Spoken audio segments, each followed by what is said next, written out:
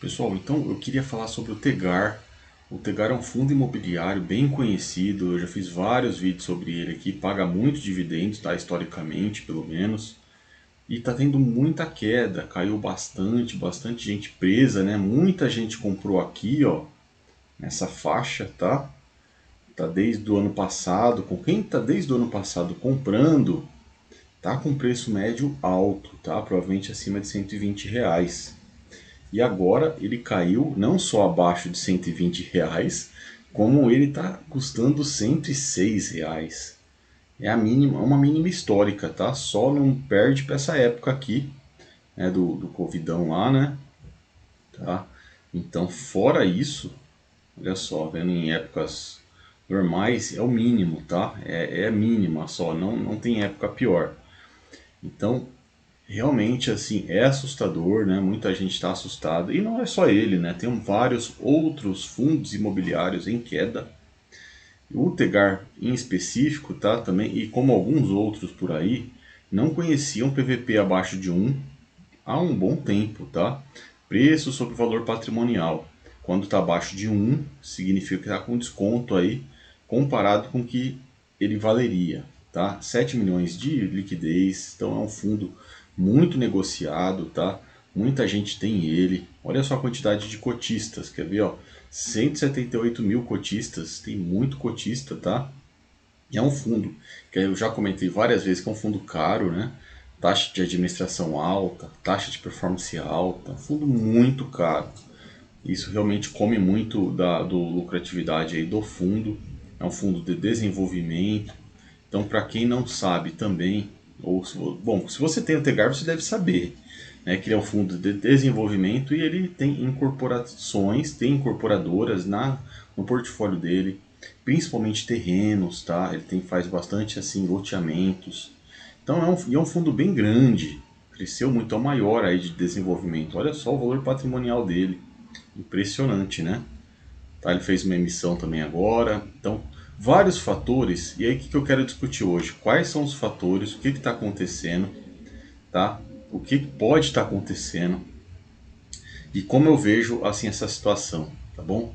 Vou explicar para vocês aqui como eu vejo e no meu entendimento por que está acontecendo essa queda toda nele. E a queda dele, por mais que fale, ah, não, mas o mercado todo está caindo, tá sim, mas alguns estão caindo mais do que outros, bem mais inclusive, tá? E até mesmo eu já mostrei aqui no canal alguns fundos imobiliários que não estão caindo, alguns poucos, tá? Não estão nem aí para essa queda, estão bem prestigiados, mas são bem poucos. E esses daqui, mesmo o Tegar, que teoricamente tinha uma boa consideração aí no mercado, né? Tem ainda, tá? Mas está sentindo muito essa queda. Está caindo bastante. Por que que isso está acontecendo nele? Por que tanto, né? O primeiro motivo, acho que são dois principais, tá? Um deles é o aumento da Selic, e o aumento da Selic, tá? Do CDI, a Selic e consequentemente do CDI. O aumento da Selic nos fundos imobiliários em geral está afetando eles, né? Fazendo a queda. Porque não é só um aumento, ah, teve um aumento, não é só isso. Estão falando que aumentou agora e vai aumentar mais.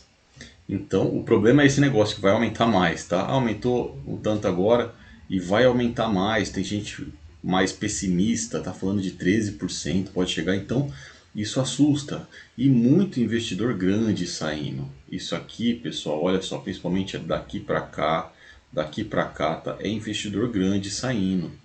Então, tem investidor grande saindo por conta desse risco aí, mas ao mesmo tempo a gente sabe, né, quem tem mais experiência de mercado aí sabe que é esses momentos de pânico, tá?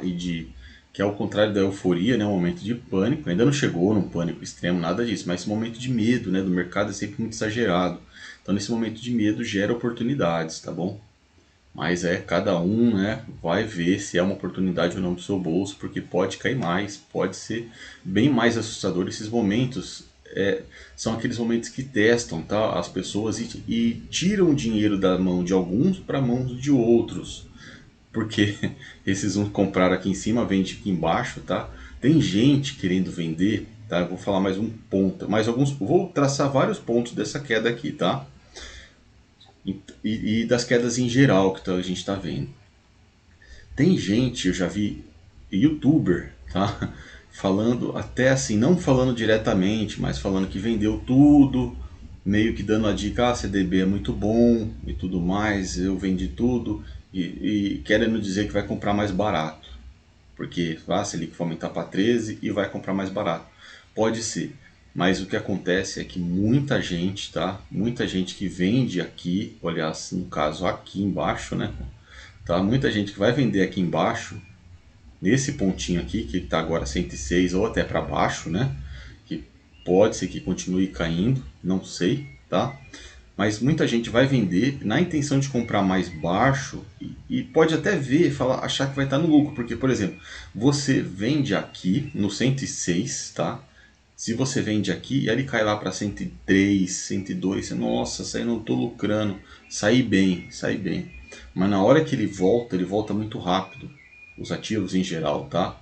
Pode ter uma recuperação rápida, às vezes até em V, como dizem. Não sei, mas a recuperação pode ser rápida o bastante para quando ele volta já está bem acima do que ele pagou e ele perde o bonde, né? E é aí que deixa dinheiro na mesa, tá? Quando a pessoa vende, vende no fundo e compra no topo, tá? Normalmente vende mais baixo do que recompra. É bem comum essa situação, tá bom? Então tomem cuidado para não sardinhar, tá? É o que eu penso, pelo menos. É claro que cada um sabe do seu bolso, né? Sabe dos seus fatores de risco. Entrou em renda variável, é isso, tá? Tem riscos envolvidos o tempo todo, tem que ter muito estômago, é complicado, tá? É nessas horas que se vê quem está preparado para renda variável ou não, tá? Ou quem tem que ir lá para renda fixa para colocar na poupança, colocar no CDB. Como o youtuber recomendou lá, um youtuber, um canal mediano aí, recomendou entre aspas, né, assim, falou e tal disso, mas dá a entender, meio que falando com as pessoas, cada um sabe do seu, tá? Mas tomem cuidado com esse tipo de coisa, para não vender no fundo e depois perder o bonde quando vê já tá 110, 120 de novo, e aí você tá fora, né, você já perdeu. Então, o primeiro fator é realmente não só o aumento da Selic, como essa ameaça, vai, digamos assim, da Selic realmente continuar maior por muito tempo e até a valores bem altos, como já teve aí recentemente a 13, tá?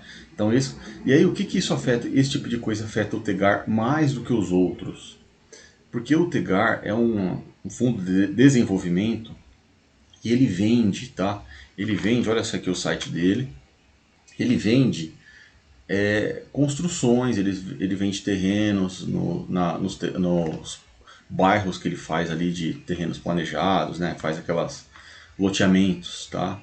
Então, a gente olhando aqui o relatório dele, tá? Infelizmente ele demora, né, para lançar o relatório, a gente já comentou desse relatório, então a pegada dele é essa, tá? Então vender. Só que o que acontece? Nesse momento um momento em que as vendas são muito afetadas, né? Você começa a vender menos, tá? E os fundos imobiliários em geral sentem isso, e esses de desenvolvimento, que são praticamente incorporadoras em formato de fundo, né?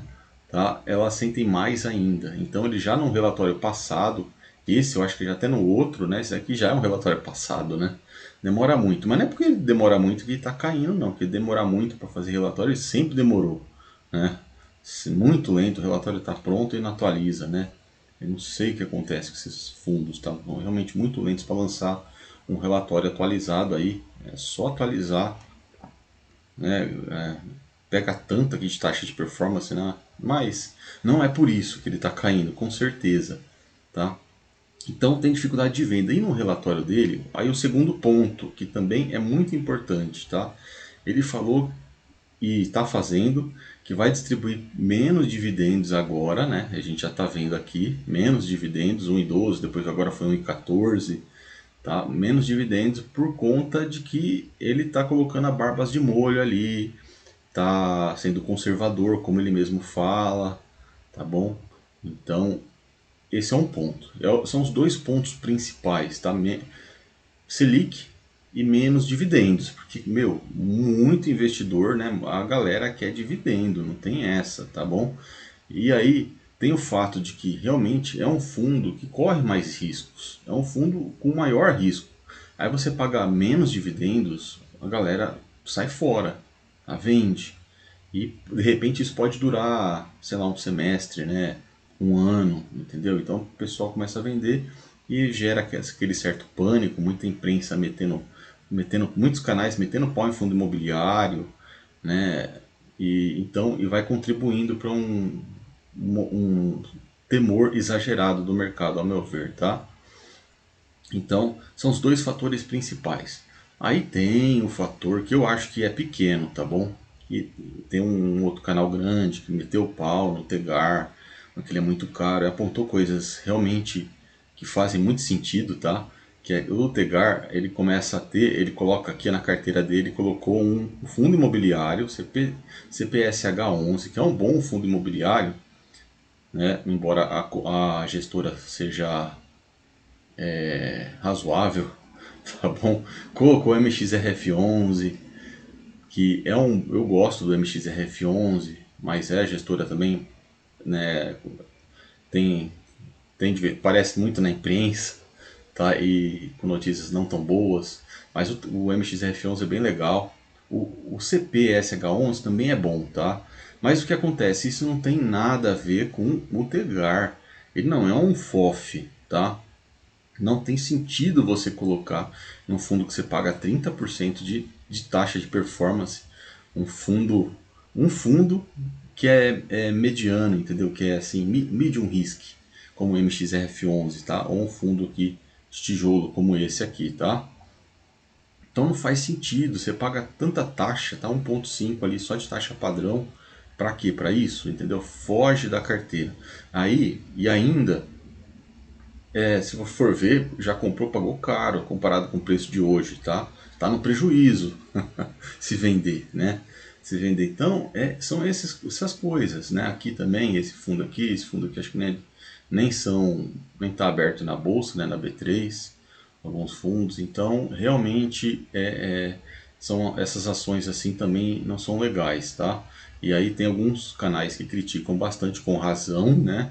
Mas eu acho que isso não impacta tanto o preço, não, porque não sei o quão realmente esses canais conseguem. Porque o público, a verdade é essa, tá? O público que está aqui, você que está me ouvindo, tá bom? Que está aqui assistindo esse vídeo, né? E os outros canais, inclusive os canais grandes de fundo, que são focados em fundo imobiliário, tá? Que são canais grandes, mas às vezes nem tanto, tá bom? Comparado com esses grandões aí que falam de vários assuntos, né? Então, os canais focados em fundo imobiliário atingem um público que é restrito, tá bom?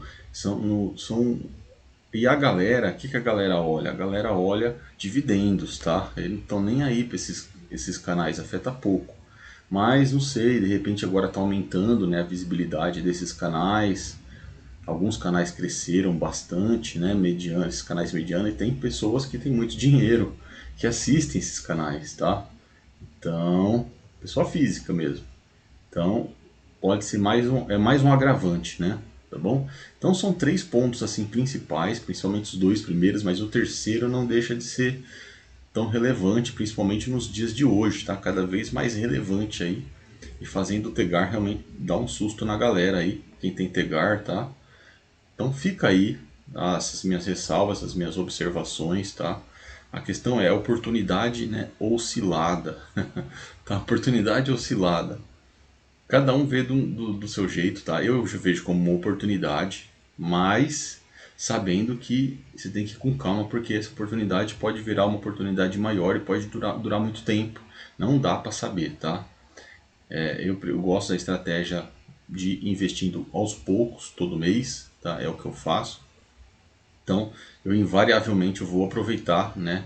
Um pouco, pelo menos, dessa baixa aí do Tegar, tá bom? Então é isso. Mas cada um, né, sabe do seu. Deixa um like, compartilha, tá bom? Valeu, um abraço.